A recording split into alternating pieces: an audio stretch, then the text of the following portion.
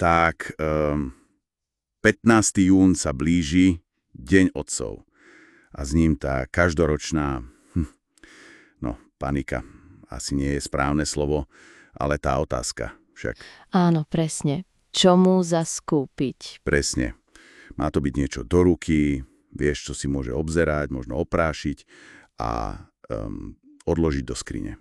Alebo radšej zážitok, pri ktorom si možno, ale len možno, spomenie k tomu ho vlastne dal. Hej, ono to strašne závisí od toho, od konkrétneho typu otca, povedme.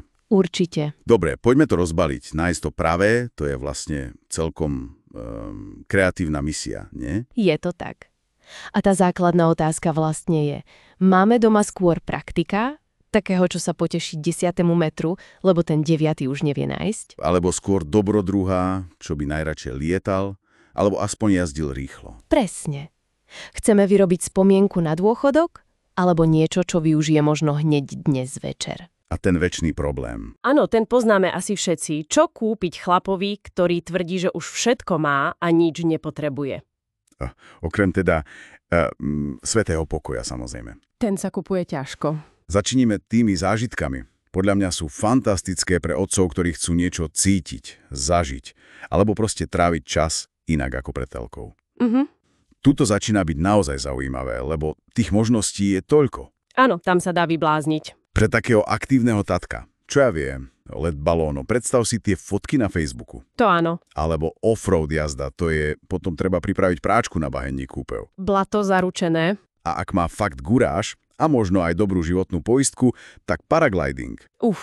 No dobre, a pre gurmána? Degustácia whisky alebo piva, len pozor, môže mu to zachutiť a potom... Potom to bude drahý koníček. Presne.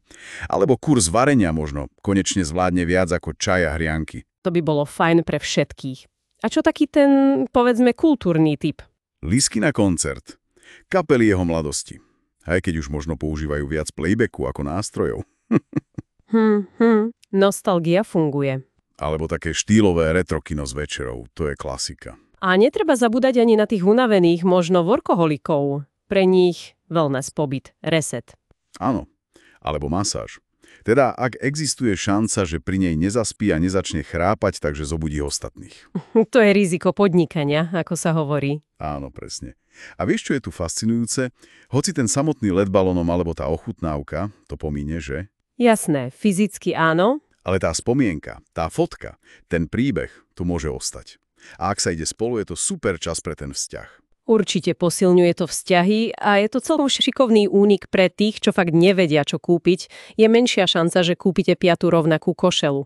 100%. Spomienky sú silná mena, to je pravda. Ale zase, na druhej strane, nie každý otec túži po adrenalíne alebo nejakých nových chutiach. Niektorí sú proste, viac pri zemi, prakticky. presne, uzemnení. A tu prichádzajú na stenu tie hmotné darčeky. Tie sú ako stvorené pre praktikov, pre tých, čo ocenia kvalitu, niečo, čo môžu chytiť, použiť. Alebo čo im pomôže pri ich koníčkoch. Ten večný domáci majster napríklad. Áno. Taká poriadna sada náradia. Alebo ten multifunkčný nástroj, aby mal pocit, že teraz už naozaj opraví tú kvapkajúcu batériu. Alebo sa o to aspoň pokúsi. Aspoň sa pokúsi, áno. Pre technologického nadšenca slúchadlá, možno tie s potlačením hluku. To je vlastne darček pre celú rodinu. To je pravda. Alebo smart hodinky, nech má ďalší displej na kontrolovanie. A čo taký elegantný typ? Tam je klasika kožená peňaženka, tá neurazí. Parfum je fajn, ale... Tam je riziko. Musíš poznať vkus. Presne, musíš trafiť. A čo knihomoľ? Tam je to istota. Nový diel obľúbenej detektívky, alebo taký tematický box kniha, dobrý čaj, možno nejaké vtipné ponožky. Oteď v pohode. Ak to spojíme s celkovým obrazom, tie produkty ponúkajú niečo hmatateľné, niečo trvácne. Niečo, čo vidno, čo zostane. Áno. A pre mnohých je jednoduchšie vybrať a kúpiť konkrétnu vec. Hodí sa to otcom, ktorí sú radi pripravení, majú radi svoje veci, alebo si proste potrpia na konkrétny predmet, ktorý im chýba v tej ich výbave. Chápem. Ale pozor, príliš praktický darček niekedy môže pôsobiť trošku neosobne, ak to nie je niečo, po čom naozaj túžil. Jasné, ako dostať ponožky, keď si čakal, Lístky na formulu. Presne tak. A teraz môj obľúbený trik. Prečo si vlastne vyberať? Prečo buď alebo? Myslíš kombináciu? Presne. Spojiť oba svety. Skombinovať zážitok s produktom. Ísť na tú degustáciu whisky. A kúpiť fľašu tej najlepšej. Áno. Alebo zaplatiť kurz varenia a pridať k tomu ten nablískaný profi nůž, nech sa cíti ako šéf kuchár. To znie dobre. Lístky na koncert, super. A k tomu tričko kapely, nech má dôkaz, že tam bol. Wellness víkend, paráda, a k tomu balíček nejakej panskej kozmetiky, nech si tú pohodu predlží aj doma. Toto je naozaj premyslený prístup. Vieš, spája tú emóciu zo zážitku s niečím hmatateľným. Je to také elegantné riešenie tej dilemy. Áno, a ukazuje to, že človek nad tým naozaj rozmýšľal.